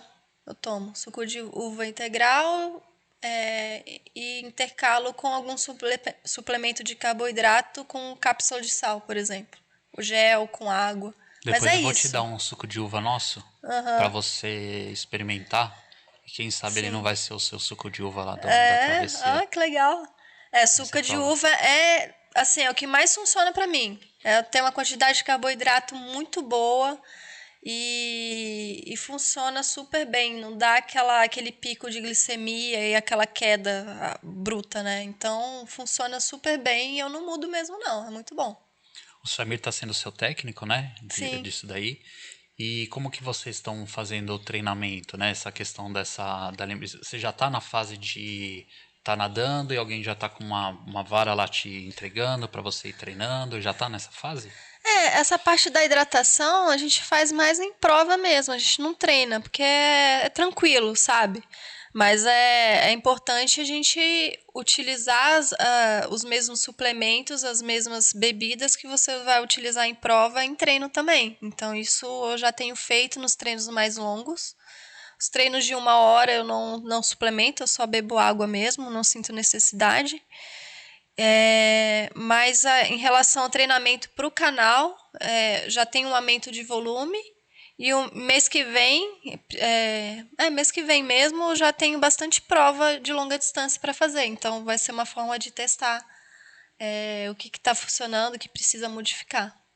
Tá, e a questão de alimentação, você já está na fase de você já ir preparando, porque você vai ter que aumentar a sua camada de gordura, né? Seu percentual de gordura no seu corpo, você vai ter que, imagino eu, que você vai ter que subir para até poder Sim. ter essa troca, né? Durante essa prova, né? Para você ter seu corpo poder fazer essa troca com água gelada. Isso você já tá nesse movimento? Sim, sim. Desde o ano passado eu tenho feito um trabalho com a nutricionista, junto com a nutróloga. E eu cheguei a um ponto que, a última vez que eu fui na minha nutricionista, eu cheguei a um ponto que eu deveria começar a engordar, que eu já estava perdendo muita a camada de gordura, né? Aí ela até brincou, ai meu Deus, por que você tá tão bem assim? Aí ela me passou pão com Nutella, falou, aí eu fiquei toda feliz. Ela falou, você fica feliz, né? Ah, ela ficou toda, Falar toda obrigado, né? chateada. Foi, graças a Deus. Eu acho que a melhor parte de treinar de longa distância é comer, viu? Você come o quê? O que que vem para essa mudança que você é uma mudança de hábito alimentar, porque você não come o que Sim, você não comia o que você vai ter que comer hoje, né? exato. Quais são os alimentos que estão entrando nessa sua dieta nova que você não tinha antes? Específico para o Canal da Mancha. Olha, aumentou a quantidade, é isso. Assim, nada muito de mudança. O que ela adicionou foi o pão com Nutella depois do treino, que eu fiquei bem feliz, mas fora o resto não mudou muito, não. Que bom, né? E eu sou chocolatra, adoro uma Nutella, então eu fiquei super feliz aí. Eu não imaginava que talvez que aumentaria as quantidades, ok, mas que provavelmente seriam os mesmos alimentos que você ia comer nessa fase aí de canal. Eu pensei que ia ter algumas coisas mais gordurosas, mas Então, acho que ela tá guardando mais pro ano e pros meses mais próximos da prova. Que aí eu vou ter que engordar mesmo. Eu falo que esse tipo de prova a gente não pode ser vaidoso. O Samir mesmo falou que ele encontrou um artigo que mulheres que atravessaram o Canal da Mancha acima de 28% de gordura atravessaram de uma forma mais confortável. Tem uma porcentagem diferente entre homem e mulher. A mulher precisa de um pouquinho mais. Então, 28%, 28% é alto. bastante, então. Então, claro que eu não preciso manter esse percentual agora, porque não é saudável também, Claro. né? E pode até Então, atrapalhar no seu desenvolvimento, né? No seu treinamento até lá, né? exato, exato. Porque só vai me ajudar na questão da temperatura, mas no desempenho não ajuda, né? É. Então é algo que eu vou. Assim, eu acredito que eu vou ganhar mais próximo do desafio no ano que vem. Você tem essa facilidade de aumentar o Oh, percentual? comer, eu como. Pode. Mas vai, porque tem gente que come pra cacete e Sim, não engorda, né? sim. Come, É, come, come e não engorda. tem esse desafio, porque provavelmente o volume vai estar alto, então eu vou ter que comer bastante, aquela coisa de ficar chato, né? Exato, porque imagino eu aqui, né? Eu acho que quando tiver mais, não muito próximo, mas eu acho que seu volume vai aumentar bastante. e aí o volume aumentando, você comendo muito, será que ainda tem o a mais, né? Aquele percentualzinho a mais que vai ficar guardadinho lá pro Canal da Mancha, né? Você vai ter que comer pra Sim, caramba, meu. total. E é isso que eu falei, assim, eu acho que vai ser mais próximo. Quando eu fiz esse Segura o Nick, desafio. hein? Ah, ele vai comer junto. É, com certeza, ele gosta. Quem É, cozinha melhor, você ou ele? ele, com certeza, eu não sei cozinhar muito, não. É Vai só aumentar a sobrevivência. produção. Vai É, trabalhar pra caramba, hein, Nick? Já tá, já tá trabalhando pra caramba. mas assim, para o desafio da Alemanha, na semana de prova, um exemplo, né? Ela pediu para eu comer uma barra de chocolate por dia. Uma por Então, dia. nossa, e a gente estava na Alemanha, então os melhores chocolates, né? Eu nem gostei.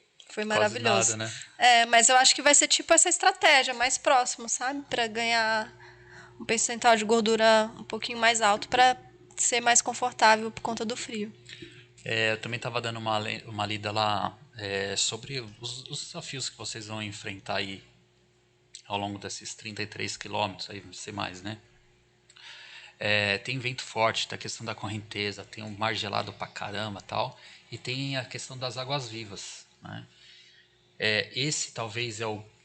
Eu nunca tive contato, lógico, queima tal, mas eu nunca tive contato, até porque eu sou um triatleta recém-chegado aí no triatlo, né? E minha experiência em águas abertas é muito pouco, então eu nunca tive esse contato com isso, né? Existe alguma coisa que pode passar no corpo, ou existe algum produto que se passe para, sei lá, criar uma proteção, para que se você encostar não queimar? Sim, sim. Igual para o canal da Mancha, com certeza eu vou utilizar uma mistura entre lanolina e vaselina. Uma porcentagem maior de lanolina, que é praticamente um sebo de carneiro. Tem a forma vegetal dela também. Ela ajuda muito a segurar a temperatura do corpo, por isso que se utiliza muito em provas frias.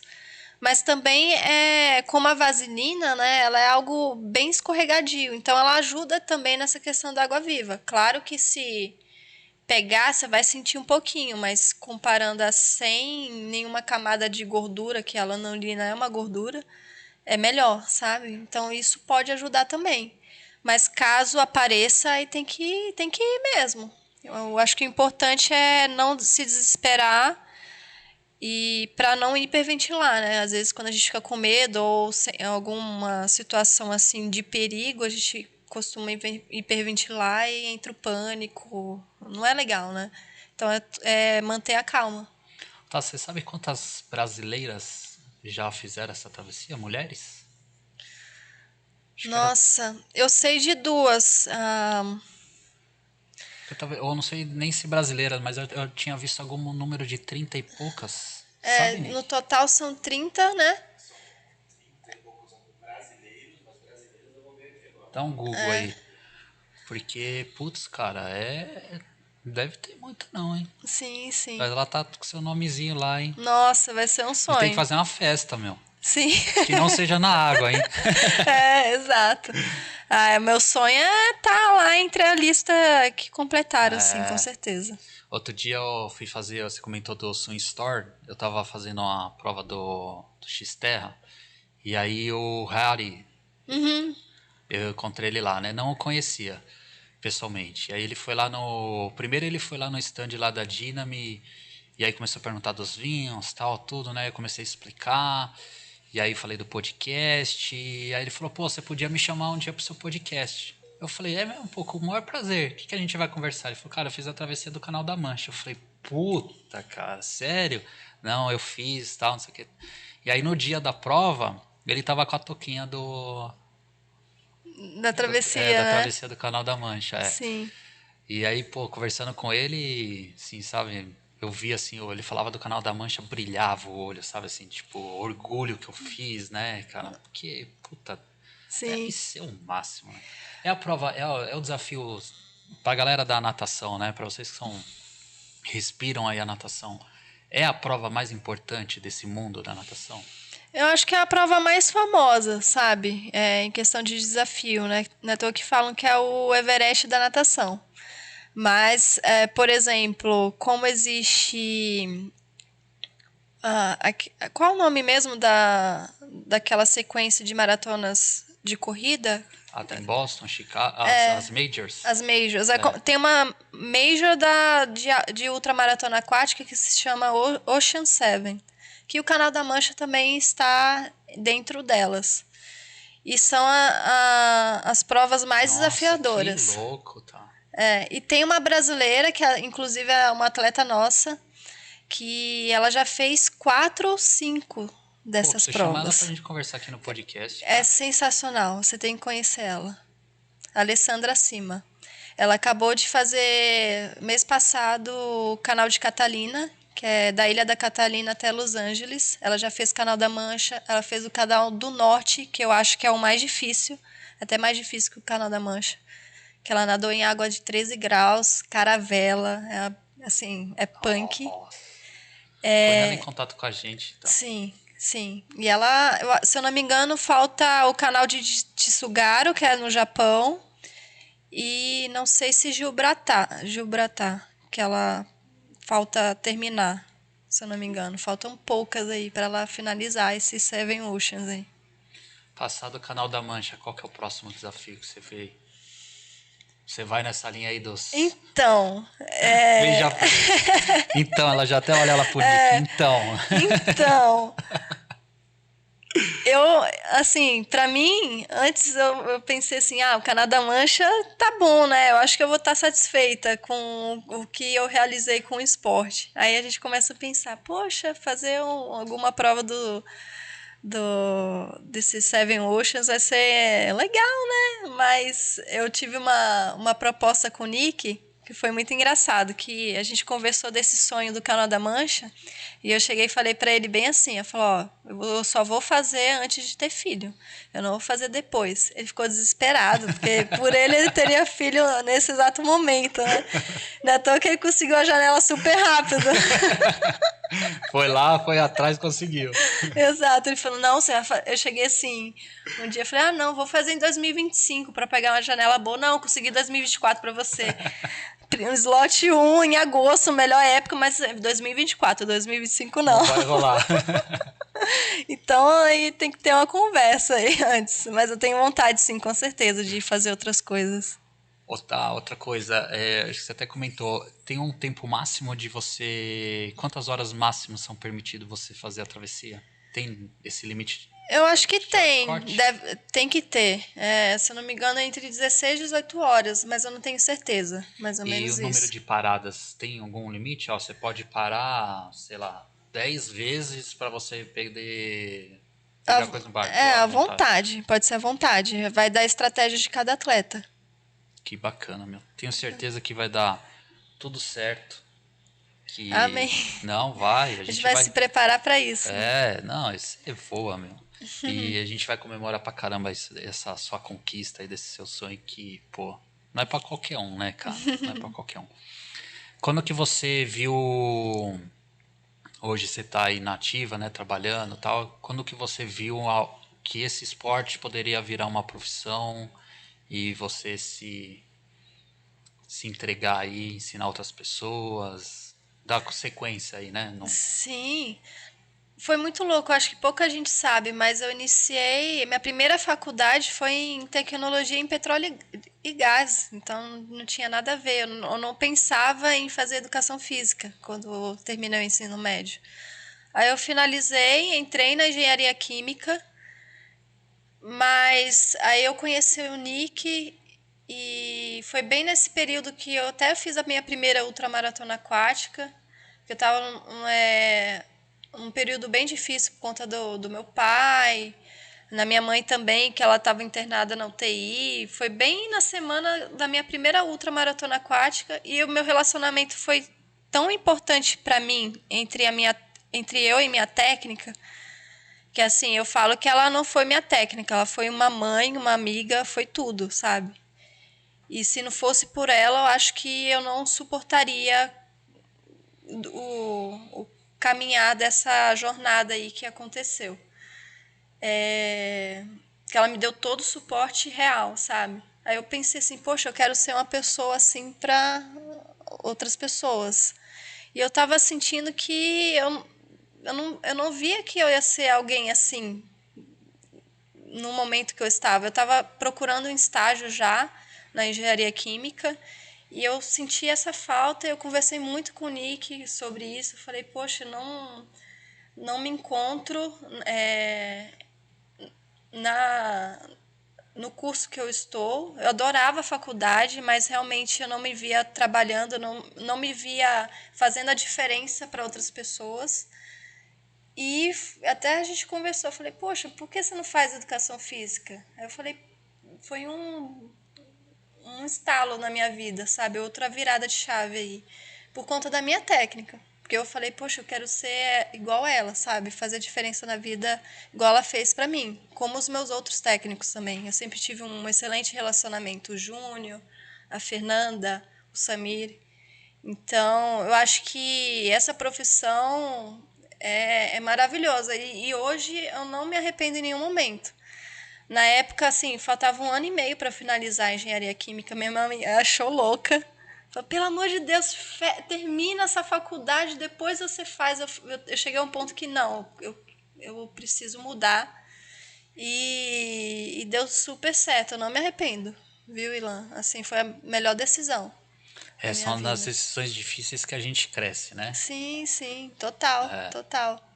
E hoje eu trabalho com atletas amadores, é onde eu me encontrei. Eu nunca imaginei ir para a parte profissional. E é assim, é inspirador, inspirador. A gente tem vários atletas que, poxa, é uma inspiração, como a Alessandra Cima, como, por exemplo, a Beth Sicuro, que é uma atleta que já tem mais de 60 anos, fez o seu primeiro desafio de ultramaratona aquática. Assim, tem muita gente que eu me inspiro, que são meus alunos, sabe? Que legal. A gente até vai receber uma convidada também que fez as 6 majors de corrida e tem 68 anos de idade. Aham, Aí você fala, né, fantástico. cara, qual que é a crença limitante que você vai colocar em você agora? Sim, O que você vai criar na sua cabeça que você vai se barrar, se boicotar em que agora, né? aham. Nessas pessoas, né? A gente veio com a Letícia também, que é uma paralímpica, o Perdigão também estava aqui, que também é um atleta paralímpico. Aí você fala, pô, que desculpa que eu vou dar? Sim, sim. A gente tem que estar feliz. E claro que a gente tem medo de mudar ou de tomar qualquer decisão, mas tem que ir para frente. Vai valer a pena sempre, né? Com quantos anos você teve o primeiro contato com a biomecânica? Foi quando eu me mudei para Campinas, quando eu finalizei minha faculdade, porque meu último período, na verdade, meu último ano de faculdade, eu tive aula de biomecânica. E eu já me interessei. Porque é algo que eu sempre tive ao decorrer da minha trajetória da natação. Porque minha técnica, o que eu nadava, ela andava. Então ela estava o tempo todo. A gente fala com as mãos, né? Você respira, tá o atleta, o técnico assim, Sim, ó. Ou assim, mostrando o sim, braço. sim. Então, ela me corrigia o tempo todo. Então, veio um pouquinho disso, porque eu percebi que, infelizmente, é muito difícil você achar um técnico de natação que corrija. É muito triste isso, sabe? Simplesmente, se ele te passa treino, já é uma vantagem enorme. Assim, infelizmente tem esse desinteresse. E faz toda a diferença, né? Eu acho que eu achei um gap e também algo que eu era boa em fazer, né? E eu gosto de fazer, que é a questão da correção da técnica. Você comentou um negócio que também é importante. Como tudo, eu vou falar, pegar essa modalidade como um exemplo, mas isso serve para outras também. A gente vê que muitas pessoas acabam enxergando uma oportunidade de financeira, de ganhar dinheiro com certas coisas e esquecem de outras coisas muito importantes, que é esse olhar que você acabou de falar. E outro também que eu sinto é a questão de planilhas, né? Eu vejo muitas planilhas Ctrl+C, Ctrl+V. Isso é muito perigoso, em vários aspectos. Sim, O seu Ctrl+C, Ctrl+V pode estar muito forte para o seu corpo e para o que você está preparado, isso vai te gerar lesão. Ou o seu Ctrl+C, Ctrl+V pode estar muito aquém, muito abaixo do que você gostaria de fazer. E isso vai te também trazer um desânimo, não vai se sentir animado, você vai querer parar, né? E quando os profissionais olham, entendem a necessidade dos seus alunos e montam algo adequado para o que ele quer, para a necessidade dele, e aí eu acho que aí entra uma relação humana extremamente importante, o que você quer, o que você almeja, né? Qual que é a sua necessidade? E você entender isso, você consegue entregar um produto melhor, um serviço melhor para aquele seu aluno poder desenvolver aquele esporte que ele achou como um transformador de vida ou como mudar um hábito. Ou seja, você está indo em direção a esse sonho dele e não contra um sonho dele, né? Que aí vai ficar mais sofrido ainda, né? Porque essa Exato. mudança de hábito, ela, não é fácil, cara, né? Já veio histórias aqui de pessoas que eram obesas e encontraram no esporte uma maneira de mudança de vida. Aí você coloca uma coisa para ela que não está adequada para ela, pô, isso ao invés de animar, vai desanimar, Desanimar, exato. né? Então acho que esse olhar. Onde que a galera te encontra? Olha, a assessoria, muito delas vem dos alunos da própria assessoria e também muita gente do Instagram, porque quem se interessa em melhorar a técnica muitas vezes pesquisa no YouTube ou na internet e acaba me encontrando. Então, eu tenho alguns conteúdos no Instagram também que ajudam. Por exemplo, quem é da região de São Paulo vai e me procura, vai até para Campinas para fazer uma avaliação, alguma aula técnica. Mas como eu tenho esse vínculo com a assessoria, eu trabalho junto com o Samir, essa parte fisiológica também a gente tem esse em conjunto. A gente tem uma equipe multidisciplinar, né? Tem a parte do treino, tem a parte da técnica, tem a parte da preparação física, tem o treinamento mental que a gente tem na nossa assessoria também, que é importante principalmente para quem vai fazer prova de longa distância. Então, a gente ter essa equipe multidisciplinar é extremamente importante para ter essa performance da forma que você quer, como você falou. Tem muito atleta que simplesmente usa o esporte como lazer, ou aquele atleta que quer performance, ou que simplesmente quer viajar, sabe, atravessar, fazer uma travessia, chegar, tomar cervejinha com a família e tudo mais. Então, esse olhar clínico que você comentou é muito importante para os treinadores. A gente não pode tratar todos os atletas da mesma forma. A gente tem que adequar da forma que eles querem. Senão acontece esse desânimo mesmo. Fala aí pra galera os canais aí das redes sociais, onde que o pessoal entra aí pra ver. Opa! Thaís Santana 92. Legal. Conhece só. Aí, galera, então tá aí o Instagram dela aí para vocês entrarem em contato e, né, saber um pouquinho mais, conhecer, ter acesso a ela, história, consultoria, treinamento, aumentar sua performance na natação, que dói pra caramba, mas é extremamente importante.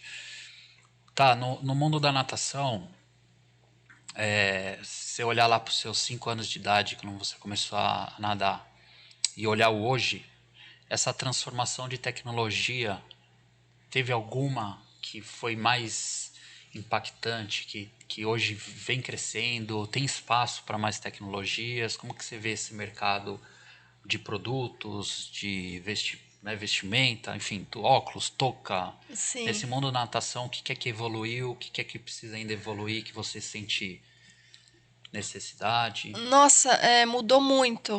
Tanto a forma de treinamento, que antes tinha essa questão do volume muito alto, hoje trabalha muito mais qualidade, um volume mais baixo com um treino com maior qualidade. Essa parte fisiológica mudou muito. A questão dos trajes tecnológicos mudaram muito, também ajuda, né, na performance. Equipamentos.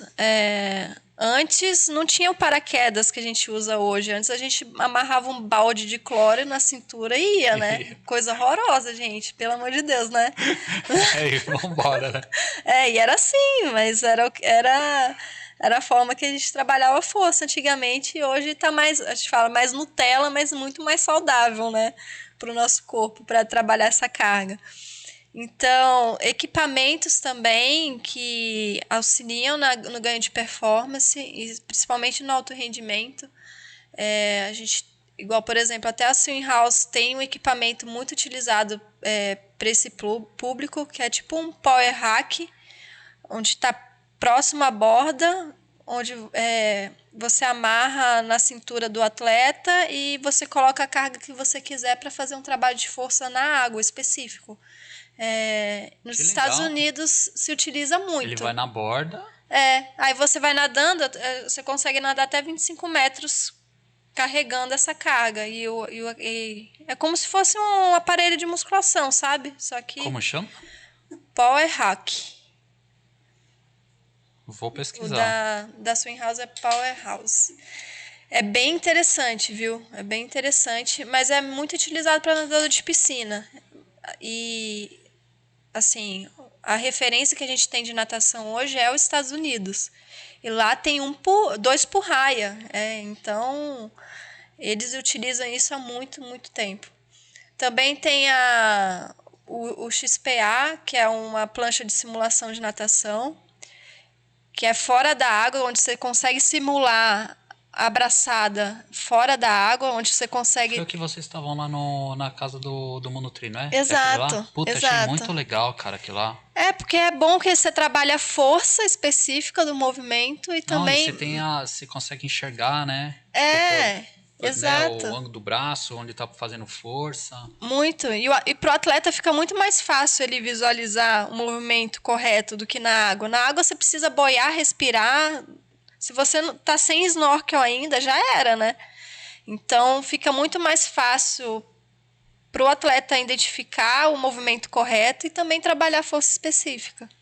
Então tem muitas coisas assim novas que dá pra gente alavancar a nossa natação.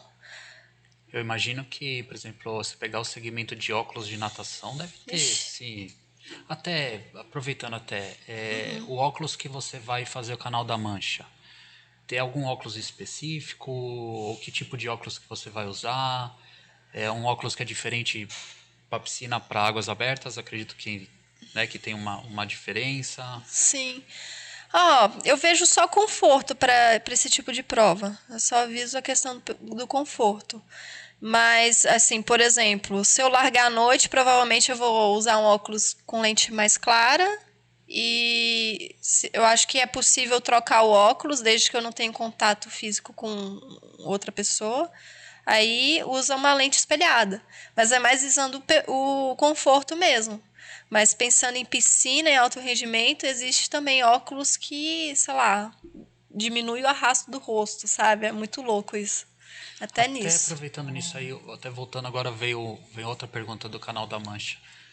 O barco, ele é o guia, ele vai na sua frente? Vai do lado. Ah, vai ao lado. Vai ao lado. Você não pode estar atrás dele. Não. Sempre ao lado, assim. E ele que te guia.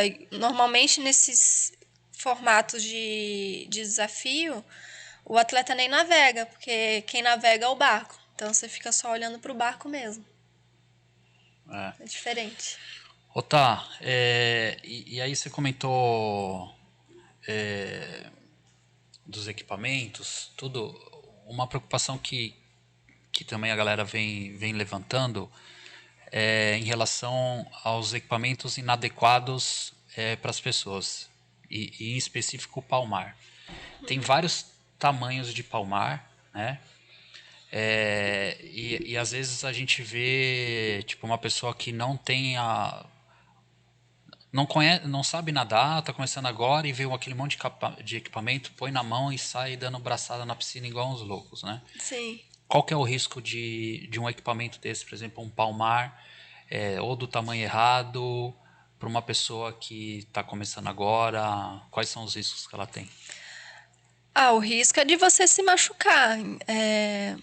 Às vezes a gente fica ansioso de comprar todos os equipamentos possíveis e essa galera que está iniciando, na verdade, tem que iniciar com o básico, né?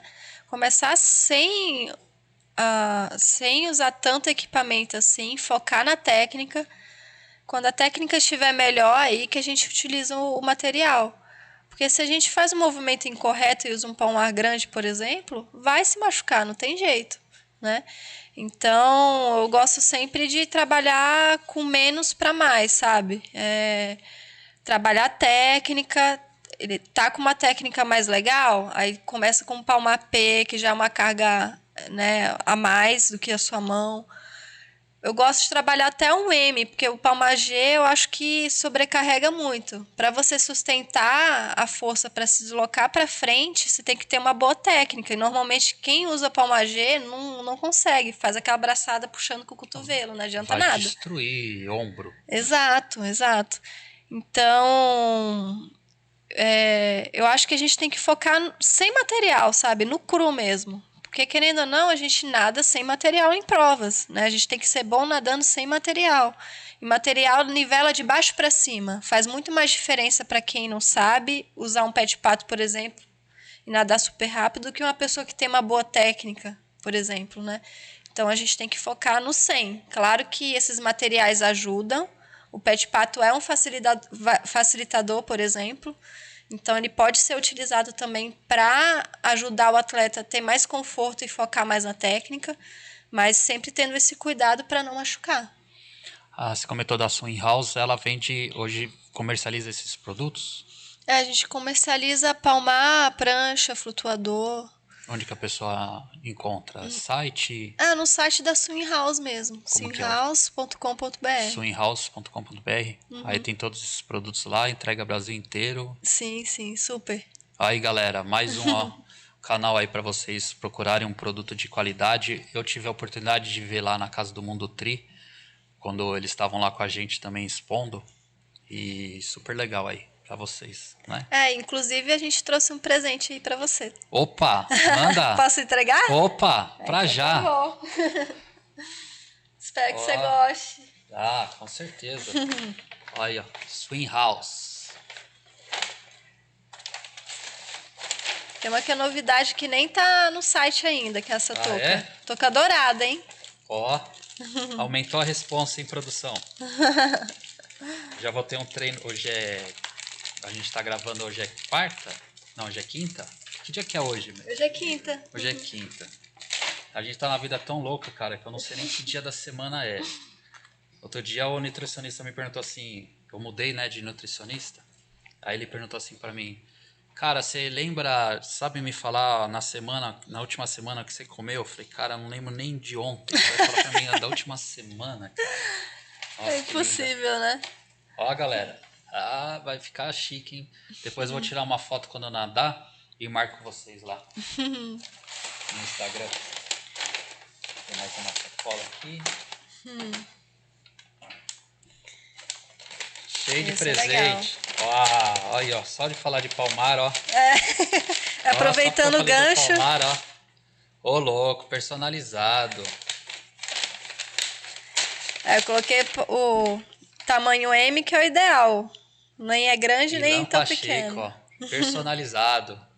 Que legal, obrigado. Imagina. Viu? Valeu, Nick. Obrigado, cara.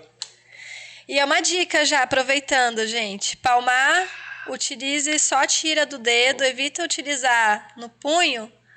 Não Porque tem a parte do punho, ó. Porque assim, se né? você errar a entrada da mão ou a finalização, o palmar vai sair. Então ele meio que dedura quando você nadar errado. Então Ele vai ajuda te na entregar, técnica. ele Exato. vai te entregar, né? Muito feliz com o presente, que eu vou guardar com muito carinho aqui pra gente bater um papo. A gente abriu uma caixinha de pergunta no nosso Instagram pra galera. Quais são as curiosidades que você tem, né? O que você gostaria de perguntar pra Thaís? E a gente teve algumas perguntas aqui legais, hein, cara? Opa!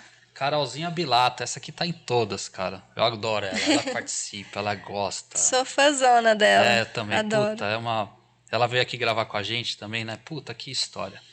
Qual que foi a maior distância que você já nadou? Ela perguntou. 35 quilômetros foi o desafio dos 3 países. Os 3 países que você é recordista lá. Exato. Quanto tempo? Foram 9 horas e 11 minutos. Paulada, hein?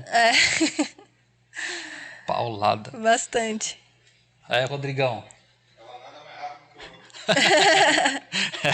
Ela nada mais rápido que você anda, é verdade, cara.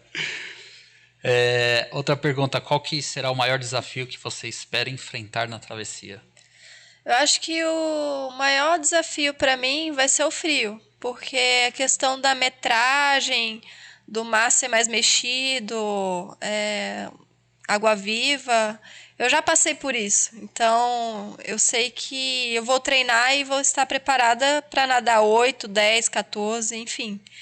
Mas a questão do frio eu acho que é o maior desafio, é que eu vou mais treinar para fazer uma prova mais confortável e segura possível. Um negócio legal que você falou, que eu acho que acho que é o grande ponto positivo que vai vir na sua cabeça com certeza nas horas difíceis que vão acontecer, é que não é novo. Você não está numa experiência nova, né? Você já passou por isso, você já sabe como que é, né? Então você está indo preparada e quando dá esses momentos de pá, né? Vai vir um monte de coisa na sua cabeça e certeza que a sua memória vai trazer isso nesse momento assim, puta cara, eu já fiz isso, né? É só uma Sim, fase, é só eu passar esse... Pronto, já foi. E aí você sim. vai seguir em frente, né? Ah, com certeza. Ah, por isso que a gente treina o máximo de situação que pode acontecer, para a gente se preparar e conseguir lidar no dia. Legal. Quantas horas por dia de treino e quantos quilômetros por semana? Acredito aqui que eles devam estar fazendo a pergunta mais específica para a questão do canal da Mancha, né? Não sei se já tem isso definido, quantas horas por dia de treino você vai fazer, quantos quilômetros por semana você vai girar. Já Sim. sabe, mais ou menos? Ah, no momento eu tô fazendo 30 por semana, mas provavelmente isso vai subir, né? O Samir, ele tá usando uma estratégia diferente comigo, onde eu não tô fazendo um volume tão alto semanal. Porque ele falou, você já tem experiência, eu sei que você tem uma cabeça boa, suporta bem metragens longas, então eu não quero sobrecarregar seu corpo por algo que você já conhece.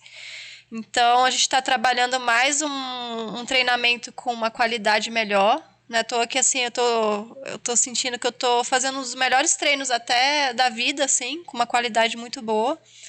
E também as provas que eu vou fazer mês que vem vai ser um teste para ver se a gente está no caminho certo.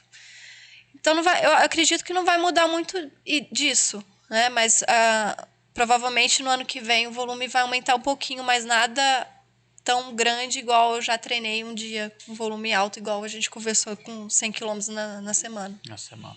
Sim.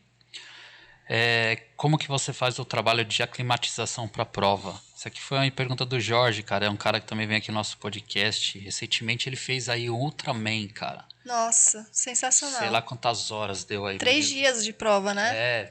A hora que eu vi ele publicar, eu falei, mandei até pra ele, falei, Jorge, cara, que inspiração que você é. E eu conheci ele numa prova do Trirex que teve em Brotas. E a gente contou essa história até no podcast. Ele foi o último colocado, a última pessoa a chegar. E a gente estava lá no evento, e a gente não sabia disso, né? E aí tava todo mundo já desmontando tudo, né? Já guardando tenda, já fechando. E aí a organização tava lá com tudo postado. E de repente o locutor que tava lá fazendo as locuções do evento anunciou: Ó, e vem agora o último colocado, tal. Meu, a galera que tava lá no, tipo, sabe, de off, foi todo mundo assim pro gradil para esperar. E na minha cabeça, na hora, veio assim, cara, me dá um espumante, né? Me pega um espumante, me acha um espumante. Já estava tudo guardado no caminhão. Aí acharam lá um espumante, me entregaram e eu fui e entreguei para ele. E muito espontâneo, assim, né?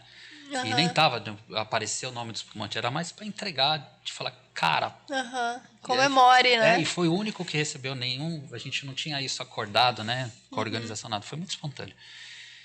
E aí, cara, eu vi aquilo e na hora virou assim, eu falei, meu, como deve ser o mental desse cara, bicho? Tava um sol esse dia, cara, um sol, um sol. Eu falei, cara, eu preciso conversar com esse cara pra entender, tipo, o que que passa na cabeça dele sendo a última pessoa, porque aí vai escolta, né, meu? Vê lá o carinha de moto atrás, né? E você lá e sol, né? E aí ele veio aqui e contou a história dele, assim, foi muito legal. Então a pergunta dele, que trabalho que você faz pra climatização da prova? Como que você faz esse trabalho? Igual, esse ano a gente vai utilizar as provas para fazer a climatização. Diferente do desafio dos 3 países que a gente usou os treinos, né, na piscina gelada, esse ano a gente vai utilizar as competições. Igual, por exemplo, semana que vem vai ter a Mega do Itapanhaú, que vai estar fria, com certeza. Então, eu não vou usar neoprene, é liberado, mas não vou usar. Final de setembro também vou fazer uma prova em Portugal, que também vai estar fria. E no final do ano, em novembro, também uma prova no Marrocos, que a água é fria também. Então, eu vou utilizar competições para fazer essa aclimatização. Mas, provavelmente, no ano que vem, no ano do desafio, aí eu vou provavelmente treinar em água mais gelada no inverno. Ter esse contato, sei lá, a cada 2 dias, pelo menos umas 3 vezes na semana. Porque a gente, igual que você comentou, né? A gente não tem tantos lugares assim que a gente tem uma temperatura de água Sim, é difícil. próxima do que você vai nadar lá, né? Sim, total. Então essa climatização, putz, é importante, né? Fazer isso daí. E o Nick colocou até uma caixa d'água lá em casa para botar gelo, para eu mergulhar Começar a tomar lá. banho gelado. Exato. Eu nem sei se eu nem sei se isso veio agora aqui na minha cabeça, nem sei se faz sentido. Mas eu vejo muita gente hoje usando umas caixas térmicas para fazer um recover, né? Cara, entra lá no gelo e tal, tudo. Isso, sei lá, se colocar na temperatura, você ficar lá, será que ajuda? Ou não tem nada a ver? Eu acho que ajuda. Essa atleta nossa, Alessandra Cima, que está fazendo esses desafios pelo mundo, ela faz esse trabalho e funciona bem. E ela mora em Dubai. Lá a água é quente, né, cara? Então é uma forma dela ter contato com água fria. Claro que ela faz os training camps lá, sei lá, em regiões mais frias, na Irlanda e tudo mais, mas eu acho que tudo ajuda. Tudo ajuda. Ô, Nick, se vocês precisarem de uma caixa térmica aí, ó, a gente tem da Dinami lá sobrando lá, de monte. Já faz a propaganda. A gente pode aí para usar como preparação da climatização como foi sua climatização pro Canal da Mancha? O cara da Dinami me emprestou uma caixa térmica, cara, a gente colocou água e gelo e eu ficava lá tantas horas lá. Bem roots, assim, vai ser roots. É raiz. Aqui você respondeu, mas outra pergunta veio. Mudanças na alimentação para suportar o frio? Sim.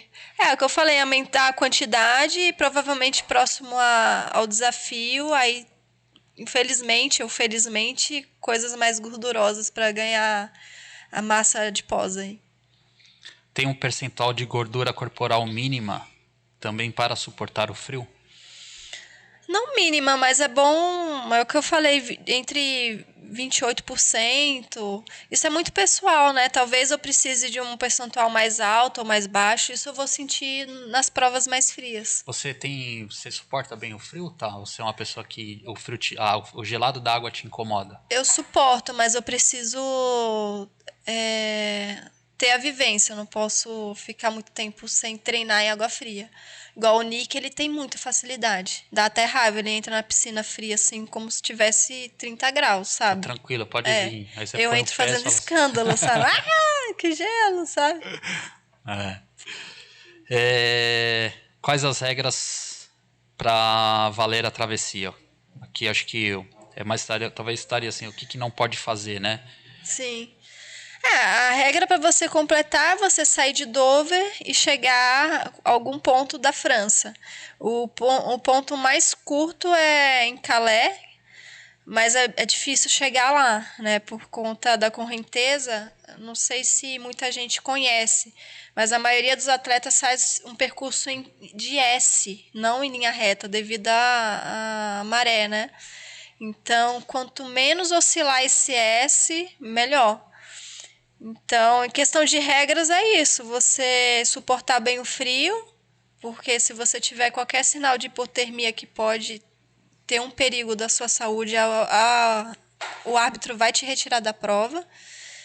E não ter contato com as pessoas que estão no barco, questão de estar limpo, que é óbvio, né, no esporte, né, questão de doping e tudo mais. Eu acho que é o básico que a gente já conhece. Você falou dos sinais de hipotermia. Que sinais que são possíveis, são visíveis, assim, que... Um pouco de perda de consciência. Assim. Coordenação, não conseguir falar. O frio, é até engraçado, a gente nada em água fria, a gente fala, parece com a língua presa, meio duro, né? Fala, tudo bem, assim. Então, isso é um sinal. É, eu vejo que o árbitro faz algumas perguntas para o atleta de propósito para ver se ele está raciocinando no momento. Então, é mais essa questão de sensação do atleta mesmo. O frio, eu acho que é menos perigoso que o calor, porque o calor, a água muito quente, de uma hora para outra o atleta pode perder a consciência. Então, o frio ajuda nesse sentido porque consegue dar sinais antes de acontecer algo mais sério. Tá, e antes de a gente terminar esse nosso bate-papo, a gente está vindo com uma frase, trazendo para as pessoas, e uma pergunta, na verdade, fazendo para as pessoas, de qual lição que você gostaria de me falar para eu nunca mais esquecer? Ou que lição que você gostaria de deixar também para as pessoas, para elas nunca mais esquecerem? É aquela frase que eu até falei aqui hoje, se orgulhe da mesma forma que você se cobra. Que às vezes a gente esquece de curtir o momento. E a questão do esporte é um lazer para a maioria das pessoas, né? Então a gente não esquecer de estar fazendo pelo bem da sua saúde, pelo bem da sua saúde mental, não só física. Eu acho que a gente tem que curtir cada momento, aproveitar também as pessoas que se envolvem do esporte. Eu conheci meu marido pelo esporte, então eu conheci pessoas maravilhosas ao decorrer da minha carreira de nadadora. Então a gente tem que parar um pouquinho e agradecer e estar satisfeita com tudo que a gente conquistou, sabe? Não ficar só nesse mundo de cobrança que hoje é muito comum, né? Essa cobrança interna que a gente tem. Eu costumo também dizer, né? Às vezes a gente esquece de agradecer o que a gente tem, né? Sim. A gente tem o hábito de reclamar ou querer sempre mais, né? Mas a gente nunca olha pelo que a gente tem e fala, olha que legal que eu tenho, né? Saber valorizar o que a gente tem, né? Sim, Isso é total. extremamente importante. Vocês treinam juntos ou não? Você e o Nick? Sai Ele porrada? tá dando migué. Ele tá dando migué? É. Tá escapando. Sim. Então, tem uma história Fica a engraçada, dica, porque tá, Nick? Foi de propósito essa pergunta. na nossa lua de mel a gente foi para uma prova em Marrocos. A gente quase voltou divorciado, porque a gente competiu. E ele ganhou, eu fiquei muito pé da vida. Quase volta em aviões diferentes. Eu não quero mais chegar Nossa, quase divorciei com ele, assento gente. 1A, 30B. Eu chegava ele bem assim, ó, loser, assim. Eu falei, gente, nossa, eu ficava tão brava. Mas foi uma Tirou das onda. poucas vezes que ele ganhou de mim. Tirou onda. Tirou onda. Porra. Ô, produção, queria que trouxesse esse vinho que a gente tá tomando pra eu entregar pra ela, por favor. O vinho que a gente tá tomando para um presente pra vocês. Obrigada. Pra vocês. Obrigada, adorei. Muito Gostou? bom. Sim, super. Esse vinho aqui, ó, uma dica aí, Nick, você que cozinha, ó, falou que você cozinha mais do que ela. É uma burratinha, molhinho de tomate caseiro, pãozinho italiano e uma saladinha. O acidez do molho de tomate com a acidez da uva Sauvignon Blanc, ela gera uma harmonização muito legal. Então, sabe aquele aperitivinho antes do almoço, sabe? Toma um vinhozinho. Nossa, que delícia, hein? Faz isso Fica a aí, dica. Nick, faz isso, tira foto e marca a gente, hein? Oh, com certeza. Fechou?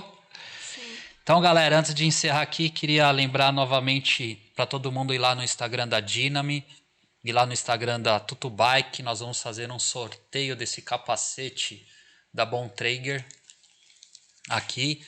Vai lá, quando a gente colocar esse anúncio, marque 3 pessoas que você já vai estar participando desse sorteio.